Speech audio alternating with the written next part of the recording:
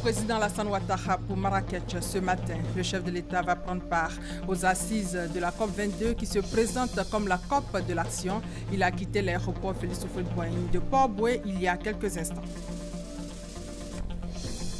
L'école ivoirienne est secouée depuis quelques jours par une grève, une situation qui préoccupe l'intersyndicale préscolaire et primaire qui appelle à la reprise des cours ce lundi. Les déclarations dans ce 13h. En France, hommage et recueillement un an après les attentats du 13 novembre. Il y a un an, jour pour jour, donc, 130 personnes étaient assassinées à Paris et Saint-Denis par des terroristes. Bonjour à tous. L'importance de l'information géographique au service du développement, c'est le sujet que nous allons développer ce dimanche avec le CNTIG, le Comité national de télédétection et d'information géographique. Ce comité propose des solutions et applications aux administrations et collectivités pour aider au développement du pays. Comment cela fonctionne-t-il? Pour en parler, Madame Touali Wassia Sylvie est notre invitée ce dimanche. Elle est chargée de l'élaboration des plans stratégiques de développement des régions au CNTIG. Bonjour Madame. Bonjour Madame. Merci d'avoir accepté notre invitation. Merci à vous aussi. Dans une trentaine de minutes, nous allons échanger avec vous. Mais avant, nous allons voir ces images de l'aéroport Félix Houphouët-Boigny. Le président Alassane Ouattara a quitté Abidjan ce dimanche pour Marrakech, au Maroc. Le chef de l'État va prendre part aux assises de la COP22, la conférence des Nations Unies sur le climat, appelée encore la conférence de l'action pour lutter contre le changement climatique. À l'occasion de cette conférence, les chefs d'État et de gouvernement des 195 pays membres de l'Organisation des Nations Unies adopteront la feuille de route pour la mise en œuvre effective des décisions arrêtées lors de la COP21 à Paris en novembre 2015. En marge de cette conférence, le président de la République aura des entretiens avec plusieurs de ses homologues et de nombreuses personnalités. Le chef de l'État se rendra ensuite en France où il aura un entretien avec le président de la République française, François Hollande, le mardi 22 novembre 2016. Enfin, le président de la République prendra part à Madagascar les 26 et 27 novembre 2016 au 16e sommet de la francophonie dont le thème est « Croissance partagée et développement responsable, les conditions de la stabilité du monde et de l'espace francophone ». Sachez que la Côte d'Ivoire célèbre la paix le mardi 15 novembre.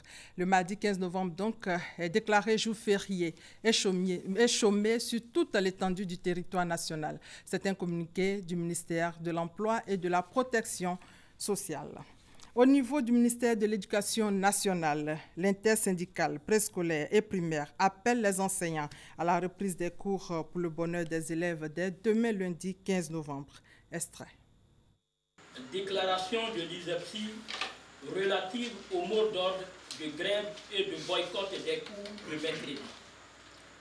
Suite à l'arrêt de travail du lundi 7 au vendredi 11 novembre 2016 et insatisfaite du traitement réservé à ces revendications par le gouvernement, l'ISEPSI a appelé les instituteurs et les institutrices de Côte d'Ivoire à observer un arrêt de travail du lundi 14 au vendredi 18 novembre 2016.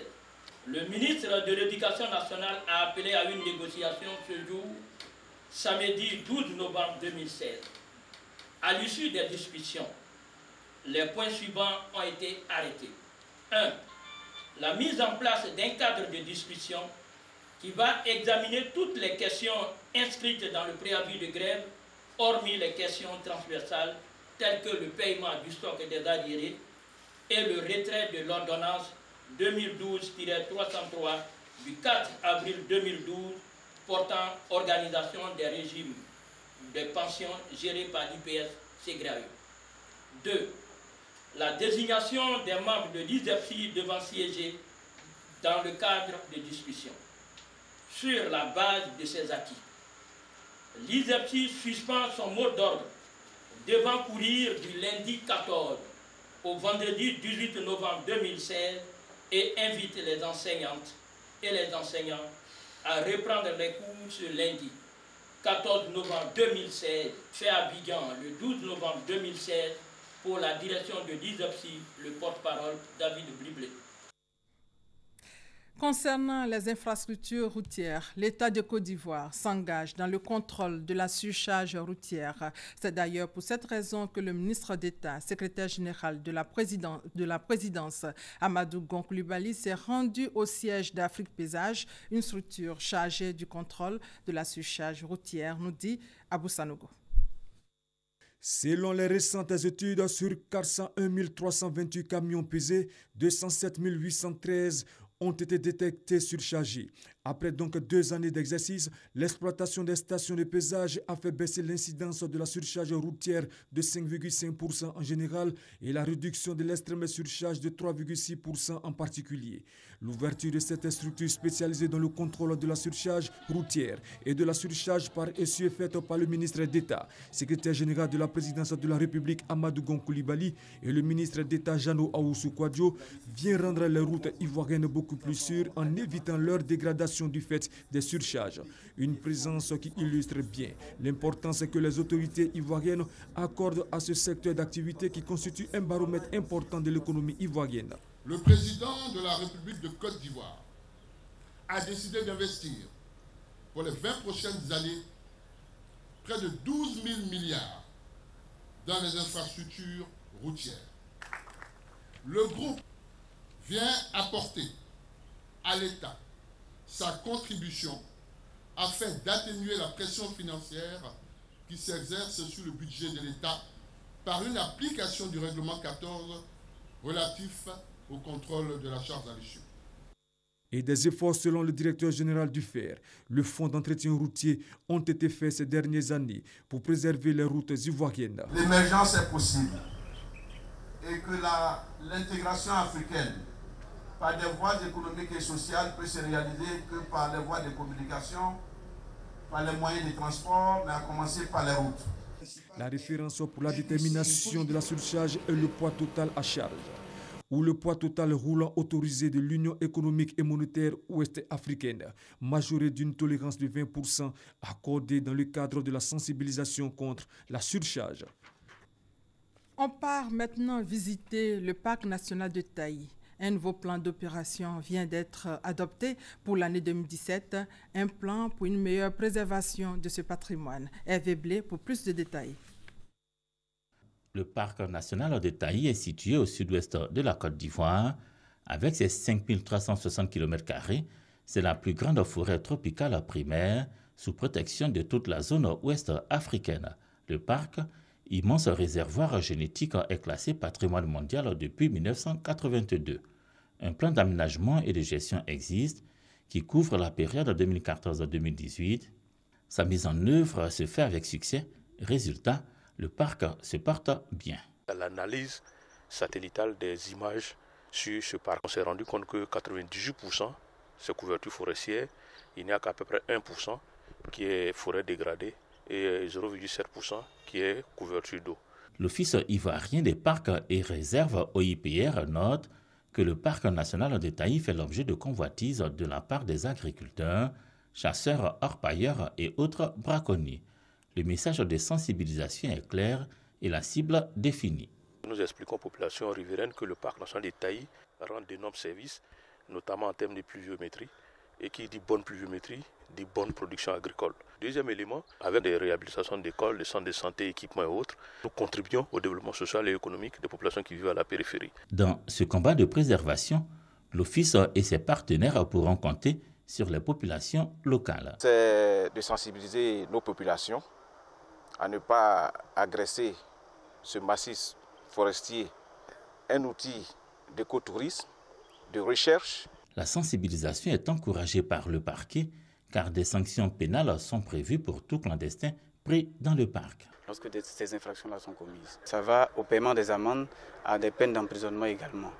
Pour la préservation du parc national de Taï, son personnel et son parc automobile vont être renforcés. C'est ce que prévoit le plan d'opération 2017 élaboré à San Pedro par l'Office ivoirien des parcs et réserves et ses partenaires. Au niveau de l'agriculture, depuis 2012, la filière ANACAD a connu des réformes structurelles et organisationnelles, réformes qui doivent conduire à la création de l'interprofession. Les producteurs réunis au sein de la Fédération nationale des producteurs d'ANACAD de Côte d'Ivoire préparent la mise en place de cette interprofession. Reportage Soro Corona, commentaire Kwadjokome. Producteurs, acheteurs, transformateurs et exportateurs, les 4 différents collèges pour la mise en place de l'interprofession dans la filière ANACAD. L'interprofession, l'une des priorités des réformes intervenues dans la filière en 2012 par la volonté du président de la République Alassane Ouattara. Si les 3 derniers collèges sont prêts, les producteurs traînent encore les pas. Le conseil d'administration de la Fédération nationale des producteurs d'ANACAD de Côte d'Ivoire s'organise pour la mise en place de cette interprofession. Des décisions ont été prises au cours de ce dernier conseil d'administration. Au nom de tous les pairs, les conseils d'administration, tous les administrateurs, nous avons trouvé qu'il est bon de permettre à notre frère de se mettre un peu à l'écart pour nous permettre d'avancer parce que tout le monde agricole nous regarde. Et l'État lui-même. Pour les administrateurs, les producteurs ne doivent pas être à la traîne dans l'organisation de la modernisation de la filière. Au cours de ce conseil d'administration, plusieurs décisions ont été arrêtées. La désignation d'un directeur général et les préparatifs de la campagne 2017. Depuis le producteur en passant par la coopérative jusqu'à l'Union, les superficies cultivables, les dernières données des 3 dernières années au niveau de la production, nous allons doter la FENAPACI vraiment d'organes nouvelles. La Fédération nationale des producteurs d'ANACAD de Côte d'Ivoire compte à ce jour plus de 300 000 producteurs sur l'ensemble des 19 zones de production. Un tour dans les hôtels avec ce constat. Le personnel est parfois victime de harcèlement sexuel. Les femmes de chambre sont les plus exposées. Une campagne a été lancée donc sur le sujet, le dossier de Sita Soro. Christelle Rabé est femme de chambre dans un hôtel. Ce métier, elle l'a exercé avec joie et passion jusqu'au jour où elle croise le chemin d'un pervers sexuel, qui n'est tout autre qu'un client de l'hôtel où elle travaille. J'ai été plusieurs fois victime d'harcèlement sexuel, mais il y a un cas qui m'a particulièrement marqué. C'était un client qui avait l'habitude de venir à l'hôtel. Et à chaque fois qu'il venait, il me proposait de l'argent pour pouvoir coucher avec moi. Et toutefois qu'il me proposait l'argent, je refusais. Mais il y a eu une fois même qu'il voulait me prendre de force et puis coucher avec moi. Il a fallu même que je crie et qu'un de mes collègues m'entende et qu'il me vienne au secours. Là, j'ai trouvé que c'était un peu de trop. Je suis allée dire à mes responsables et là, on l'a réprimandé. Après qu'on l'ait réprimandé, il a décidé de ne plus revenir à l'hôtel. Si Christelle a eu la chance de s'en sortir et d'avoir le soutien de sa hiérarchie, ce n'est pas toujours le cas pour d'autres. Certaines filles de chambre et valets subissent des harcèlements sexuels, souvent avec la complicité des gérants. Ceux-ci vont plus loin en les livrant à la clientèle comme objet sexuel. Le comble, c'est que quand ces filles-là s'opposent, sans contour, elles sont immédiatement renvoyées de leur service. À ce propos, les hôteliers se défendent. Les recrutements que nous faisons, on fait en même temps une formation. La présentation des dames qui doivent travailler dans les chambres et le comportement qu'elles doivent tenir vis-à-vis des clients. Il y a des mesures sécuritaires qu'on a mis en place. On ne souhaite pas que les filles, en présence des clients, rentrent dans les chambres. Déjà. Et lorsque c'est un cas, on ne leur permet pas de rentrer seules dans une chambre. Et on ne permet pas aussi aux filles, aux dames, de faire plus de 2 à 3 minutes dans une chambre fermée avec un client. Sécuriser son lieu de travail devient donc une nécessité, d'où une campagne de sensibilisation par l'Union internationale de l'alimentation, UITA, en collaboration avec sa coordination nationale, la Siagassi Dignité. Cette campagne appelle à l'amélioration des conditions de santé et de sécurité pour le personnel d'étage. Elle veut également attirer l'attention de tous afin que des solutions soient trouvées. Des solutions qui permettront à ces agents de bénéficier de conditions de travail sécurisées. Dans l'hôtellerie, la menace est encore plus grande. Il n'y a pas que les collègues, les patrons, mais il y a aussi les clients qui s'ajoutent. Alors c'est pour ça que nous le faisons, afin que les travailleurs en prennent conscience et qu'ils puissent les dénoncer. Il faut bien que les gérants des hôtels et des maquis puissent interpeller aussi les clients. Soit avec des petits messages, la dignité du personnel est préservée. Ça va choquer au fur et à mesure, c'est vrai, le départ sera difficile. Mais un jour viendra où chacun va saisir ce message-là. La loi, quant à elle, reste intransigeante à ce niveau. Des sanctions sont prévues à l'encontre de toute personne qui se rend coupable de harcèlement sexuel, car considéré comme un délit. Le harcèlement sexuel, c'est une infraction au sens du droit pénal. Et en tant que tel, la loi le réprime. Il est réprimé par une peine d'emprisonnement. Il est également réprimé par une amende qui va de 360 000 à 1 million. Le harcèlement sexuel a été pris en compte par le nouveau Code du travail, le Code du travail de 2015, qui en parle en son article 5. Ici, il s'agit du harcèlement sexuel sur le lieu du travail. Vous pouvez saisir le tribunal du travail, vous pouvez saisir le procureur de la République. Si vous estimez, vous ne voulez pas aller en contentieux, vous pouvez naturellement exercer un recours auprès de votre employeur. Il est de son devoir de faire cesser des situations de harcèlement sexuel dont il a connaissance dans son entreprise. Le harcèlement sexuel peut se manifester entre autres par des paroles, des actes ou des gestes à connotation sexuelle répétée et à caractère humiliant ou méprisant. Voilà un dossier réalisé par Sita Soro. Dans le domaine humanitaire, le Lions Club International fait le point de ses activités. Les représentants de 27 pays du continent, dont la Côte d'Ivoire, se sont retrouvés à Abidjan pour un conseil des gouverneurs de cette organisation caritative. Georges Ibrahim Tunkara et Abou Sanogo. Le Lions Club International, l'une des plus grandes associations de bienfaisance dans le monde avec près d'1,5 million de membres répartis dans une centaine de pays. Des membres qui offrent de leur temps et de leur énergie aux causes humanitaires. L'humanitaire au centre donc de cette réunion d'Abidjan qui regroupe les gouverneurs et passe aux gouverneurs de 27 pays africains du district multiple 403.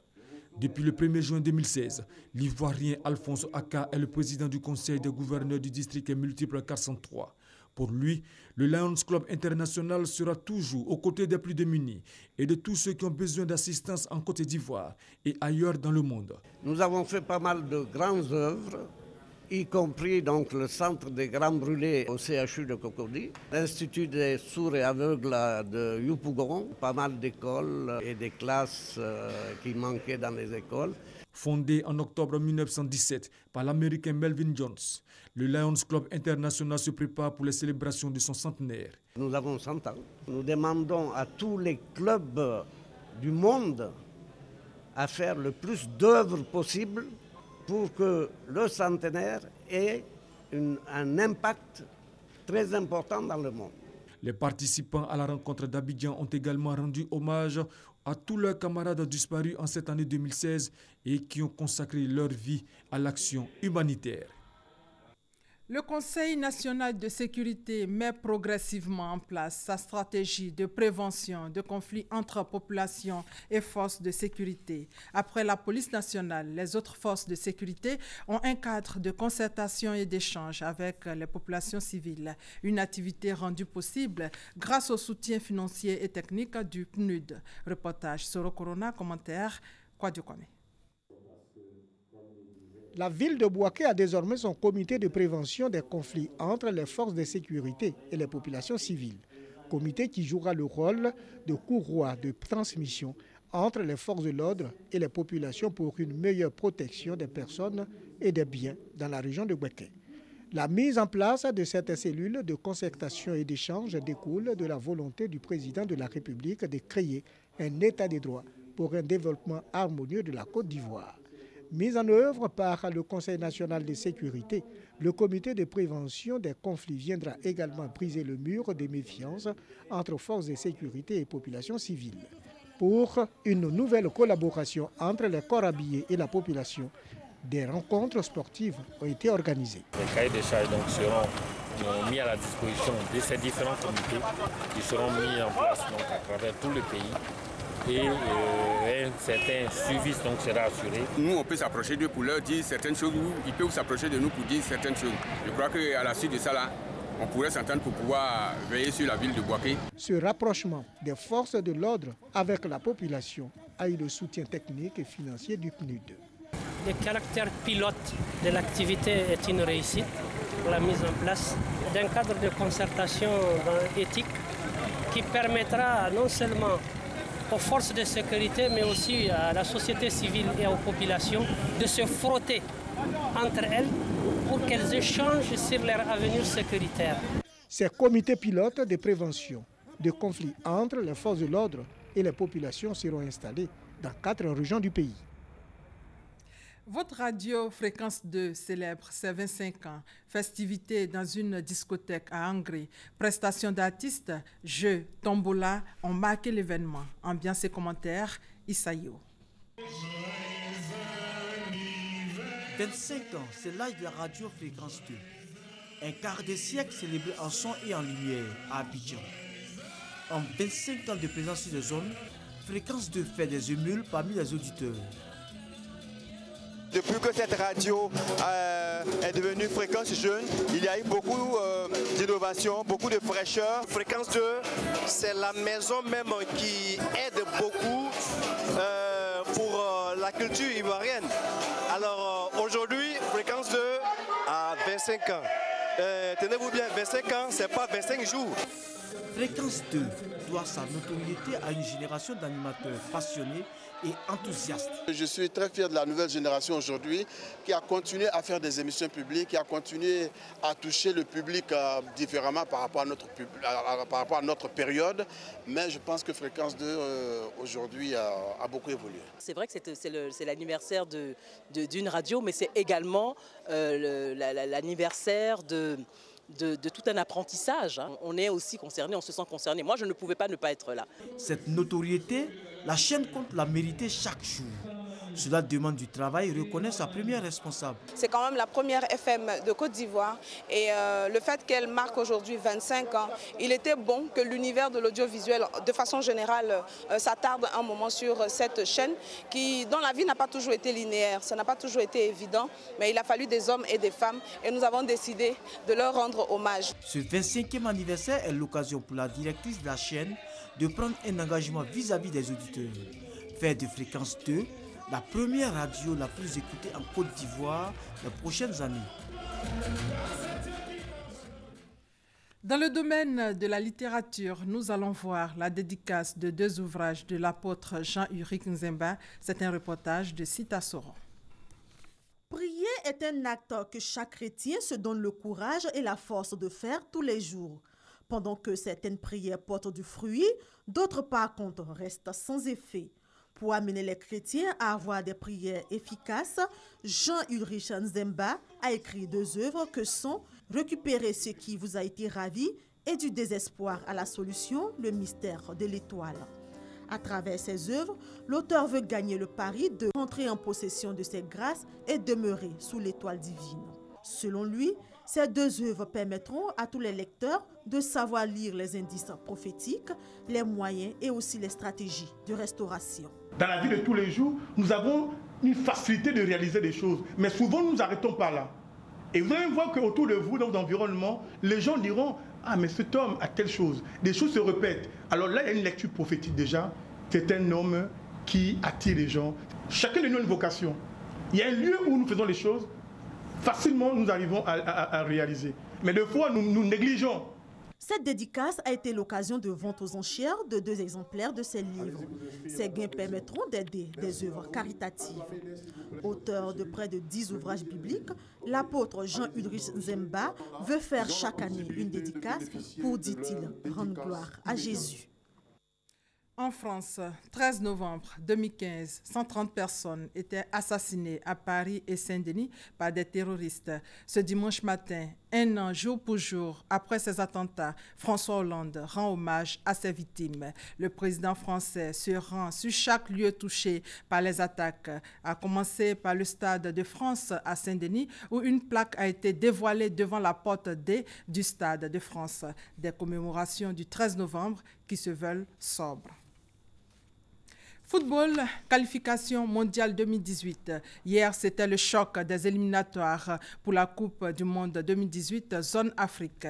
Le Maroc a donc reçu la Côte d'Ivoire à Marrakech hier samedi. Vainqueur du Mali lors de la première journée, la formation de Michel Ducier a tenu le Maroc en échec, 0-0. Et comme nous sommes dimanche, un mot de religion avec la première église baptiste de Makori. L'église a célébré ses 50 ans à Makori justement. On fait le point avec Isaïo.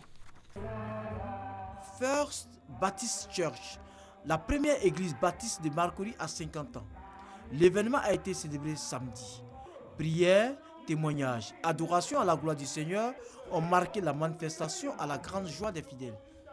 C'est un privilège pour nous aujourd'hui de fêter le cinquantenaire de notre église. Ce n'est pas permis à tout le monde.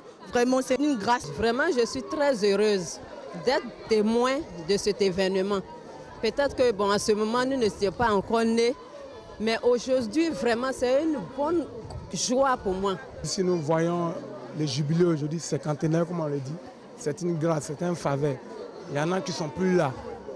Ce cinquantenaire est l'occasion pour les dignitaires de l'Église de faire le bilan et d'envisager l'avenir avec beaucoup de sérénité. Le Seigneur ne nous demande rien. Il ne peut pas nous demander des vêtements, de l'argent, rien. Ce n'est que la louange qu'il nous demande. Et c'est ce que nous aussi, nous pouvons l'offrir, que nous offrons actuellement. 50 years in the history of a church. Il y a plusieurs défis à relever. 50 ans dans la vie d'une église, ce n'est pas une mince affaire, ça a été une longue histoire. Et il y a eu plusieurs défis à relever durant tout ce temps-là. La célébration de ce cinquantenaire a été une opportunité pour les responsables de cette église pour lancer une opération de collecte de 500 millions de francs CFA pour la construction d'un nouvel auditorium. À Toukouzou, village du département de Jacquesville, chaque mois de novembre est le lieu de retrouvailles de plusieurs pèlerins qui vont prier. Et pour la messe de clôture de ce pèlerinage, plusieurs personnalités sur place et des fidèles ont prié pour la paix et la cohésion sociale en Côte d'Ivoire. Franck Quadio. Chaque année dans le mois de novembre, les fidèles de l'église Papa Nouveau se rendent à la cité sainte de Ozalem dans le village de Toukouzou, département de Jacquesville. Le 15e pèlerinage commémorant l'élévation du prophète Papa Nouveau, un moment festif ponctué de chants et de célébrations diverses.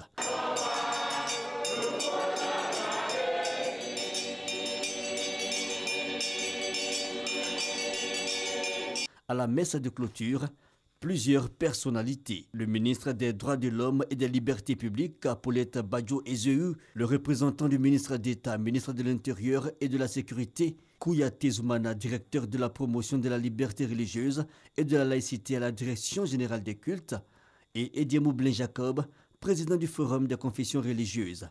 Des messages aux fidèles, dont celui du représentant du ministre de l'Intérieur, qui a félicité les pèlerins pour les prières en faveur de la paix et annoncé le don de 11 millions de francs CFA pour soutenir l'œuvre. Albert Pité, au nom des fils du village, n'a pas manqué de remercier les officiels, mais aussi ses coreligionnaires qui, depuis le 4 novembre, ont suivi les 7 étapes du pèlerinage. La confession, la purification, la bénédiction, entre autres. La cérémonie s'est achevée par la visite de la tombe du prophète Papa Nouveau, qui, notons-le, a été rappelé à Dieu le 20 septembre 2001.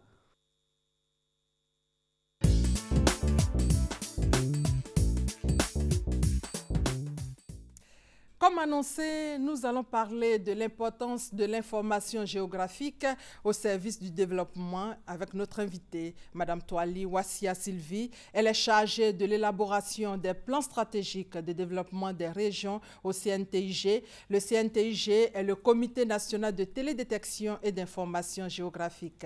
Merci, Madame, d'être venue sur notre plateau. Merci à vous également. Avant d'échanger avec vous, nous allons d'abord chercher à savoir si vous êtes connu. Nous allons chercher à savoir si les Ivoiriens ont une idée de vos activités. C'est au micro de Sita Soro. J'ai une fois entendu parler de la télévision, mais bon, je sais que c'est dans le domaine de la télécommunication. C'est une structure du ministère qu'on appelle de l'économie numérique et des NTIC. Non, vraiment pas. Peut-être que le TIC me fait penser aux nouvelles technologies. Mais pour le contenu, même pas du tout. Je n'ai jamais entendu, bon, je ne connais même pas. CNTIG, Centre national de télédétection, quelque chose, bon, plus ou moins.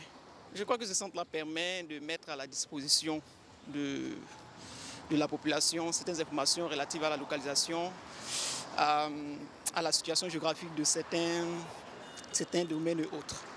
Je ne connais pas le CNTG. Le CNTG, c'est quoi? La question vous est posée, madame. Vous existez depuis plus de 20 ans, vous êtes moins connue. Qu'est-ce qui explique cela? Merci, madame. Le CNTG existe effectivement depuis près de 20 ans. Et si le CNTG n'est pas peut-être connu de la population, cela suppose qu'il n'y a pas eu de publicité au sein du CNTG. Mais ces dernières années, il faut dire qu'avec les innovations apportées par la nouvelle gérance, le CNTG est quand même de plus en plus connu. Qu'est-ce que vous faites réellement au CNTG? Le CNTG, c'est une structure étatique qui est rattachée à la présidence de la République et qui œuvre dans le domaine de la géoinformation et le développement local. Géoinformation, c'est encore difficile à comprendre. Oui, c'est encore difficile. Dans des thèmes beaucoup plus digestes, il faut dire que l'information géographique ou bien la géoinformation, c'est l'ensemble des données analysées et interprétées qui se rattachent à un lieu et qui permettent à un responsable de prendre des décisions lors d'une action à mener. Cela peut se faire dans le domaine de l'agriculture, dans le domaine de la foresterie, dans le domaine de la santé. Dans beaucoup de domaines, l'information géographique intervient.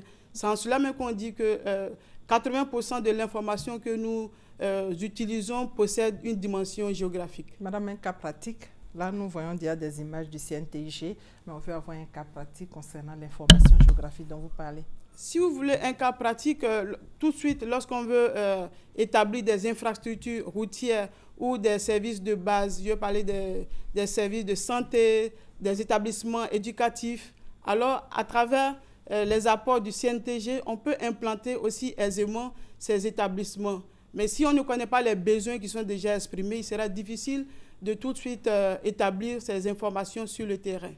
Et justement, nous allons suivre vos missions et activités dans ce reportage d'Astou Touré. Localiser les contribuables, à suivre et à contrôler les recettes communales. Le CNTIG a également pour mission de développer des applications en matière de géo-information. C'est un bassin d'expertise en système d'information géographique et de télédétection. Le Comité national de télédétection et d'information géographique, CNTIG, œuvre principalement dans les secteurs des technologies de l'information, de la cartographie et dans les domaines d'application de la géomatique. Rattaché à la présidence de la République, il accompagne les structures étatiques et leurs divers démembrements dans la mise en œuvre de projets de développement et de modernisation, notamment la solution e-commune qui a permis à plusieurs villes de Côte d'Ivoire d'accroître la mobilisation de leurs ressources internes. Il fournit en effet des outils accessibles sur Internet qui aident à géolocaliser les contribuables, à suivre et à contrôler les recettes communales. Vous prenez la ville de Boaké, par exemple, e-commune y est passé, donc on a eu un gain total de 2 à 3 fois les revenus qu'ils devaient avoir avant. Et en plus de cela, il y a eu la création d'emplois. Les jeunes et la commune ont pu être intégrés dans ce genre de projet qui continuent au bénéfice de leur commune. Pour le ministère de l'Intérieur, tout ce qui est découpage, tout ce qui est cartographie des régions, c'est nous qui le faisons. Nous accompagnons aussi les régions à la mise en place des systèmes de prise de décision et puis des plans stratégiques de développement qui sont très importants parce que c'est des plans qui montrent totalement quels sont les potentiels dans chaque région et comment les utiliser afin de les mailler avec les bailleurs de fonds. Le CNTIG a également pour mission de développer des applications en matière de géo-information et réaliser des projets avec la participation des organismes techniques, publics ou privés, nationaux et internationaux. Créé il y a 24 ans, le Comité national de télédétection et d'information géographique propose aussi des services dans les domaines de la santé, des infrastructures, des mines, du pétrole et du transport. Voilà, madame, vous existez depuis une vingtaine d'années, mais il y a 4 ans que vous êtes rattachée à la présidence de la République. Est-ce qu'on peut avoir une idée des administrations et collectivités qui ont bénéficié de vos services? On a entendu tout à l'heure dans le reportage d'Astou Touré le projet e-commune. Qu'est-ce que c'est? Bien avant d'arriver au projet e-commune, il faut dire que le CNTG accompagne aussi bien les administrations publiques que privées en termes de conseils, en termes d'accompagnement, en mettant à leur disposition des bases de données qui sont régulièrement mises à jour et des solutions informatiques. On parle d'applications. Le projet e-commune. Par exemple, le projet e-commune, c'est tout simplement une solution à une forte composante informatique qui permet aux communes d'accroître les ressources mobilisables. Je vais dire que pour les communes, il est important d'avoir des ressources pour répondre au bien-être de la population, mais très souvent, les budgets alloués ne sont pas suffisants. Il faut de la créativité au sein de la région ou bien au sein de la commune pour accroître les potentiels en termes de finances. Prenons le cas de Cocody, de la commune de Cocody. Tout à fait. Si vous prenez le cas de Cocody qui a souscrit, bien entendu, à ce produit, le budget est quand même passé du simple au triple, tout simplement parce que désormais, la commune maîtrise les contribuables, maîtrise les activités qui se déroulent sur le territoire communal et de cela, on sait plus ou moins à quelle échéance ou bien dans quelle fréquence les collectes se font. Et cela se fait. Quelle activité précisément? Les activités économiques qui se déroulent. Je pense simplement, par exemple, le cas des commerçants qui gèrent des boutiques ou des étals, alors qui doivent verser des fonds à la commune. À travers le système électronique de payage, par exemple, les fonds sont directement reversés à la commune. Donc, on voit plus ou moins qu'on tombe dans ce qu'on appelle la bonne gouvernance. Il n'y a plus de fonds dilapidés et cela va au bénéfice de la commune, puisque après la commune pourra développer ou bien entreprendre des projets de développement dans la commune, notamment refaire soit les routes, construire des établissements, toujours au bénéfice de la population. La télédétection se situe à quel niveau? Ici, la télédétection... l'information géographique et aussi la télédétection. La télédétection accompagne l'information géographique. La télédétection permet d'avoir des informations, des données en termes peut-être plus simples, qui permet d'avoir des informations sur une zone, mais à distance. Voilà, il faut voir l'utilisation des images satellitales, il faut voir l'utilisation des drones, par exemple, sans avoir contact direct, mais cela complété avec des études au sol, avec l'utilisation, par exemple, des GPS. Donc, dans la collecte des données, c'est là qu'intervient la télédétection. Vous avez aussi le projet e-région. E-région rejoint e-commune dans la mesure où c'est toujours le même objectif qui est visé, c'est-à-dire accroître les ressources, mais cette fois-ci au niveau de la région. Là où la commune n'intervient pas en termes de collecte de données, nous développons cette application pour que les conseils régionaux puissent également faire la collecte. Un exemple? Nous avons par exemple travaillé avec une région de la Côte d'Ivoire. Laquelle région? Le conseil régional de Boukani, précisément. Et à ce niveau, nous avons développé cette application qui, comme j'ai dit, s'aligne dans les mêmes objectifs que e-commune, mais qui permet de rehausser les ressources propres de la région. Comme on dit, les ressources, je l'ai dit tantôt, peuvent provenir de l'État, peuvent provenir du secteur privé, mais aussi en interne. Donc, il faut de la créativité ou bien de l'innovation au sein des collectivités territoriales. Donc, du coup, on a parlé des collectivités territoriales. On va parler maintenant des administrations, en clair, les différents ministères qui ont bénéficié aussi de vos services. On peut avoir des exemples. Toujours dans l'accompagnement des structures étatiques, nous avons accompagné le ministère de l'Enseignement supérieur, le ministère de l'Éducation nationale, le ministère de l'Économie et des Finances, le ministère du Plan. En tout cas, le CNTG a accompagné tous ces ministères dans la résolution de leurs besoins. On va s'attarder sur le cas du ministère de l'Éducation nationale. Qu'est-ce que vous avez fait à ce niveau? À ce niveau, il y a eu un projet de la carte scolaire. Là, il faut voir. C'est aussi une solution informatique, mais qui a une composante également géographique, qui permet au ministère ou aux acteurs de ce ministère de résoudre les problèmes de création d'établissements scolaires en tenant compte du flux d'élèves qui arrivent dans le secondaire ou bien dans le primaire. Donc, il faut mettre en corrélation le nombre d'élèves à gérer et les infrastructures d'accueil. Et concernant l'enseignement supérieur et la recherche scientifique? Pour l'enseignement supérieur également, nous avons établi la solution carte universitaire qui parle aussi du problème posé par l'éducation nationale, c'est-à-dire le flux de nouveaux bacheliers qui est mis aussi en regard avec les capacités d'accueil des universités, des grandes écoles privées et publiques.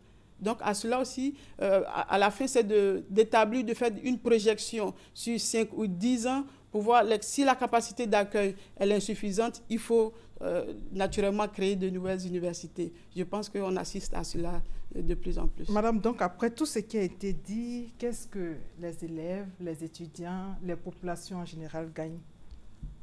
Parce que là, vous parlez collectivité, administration, qu'est-ce que la population gagne? Les collectivités et administrations sont des décideurs, sont des responsables.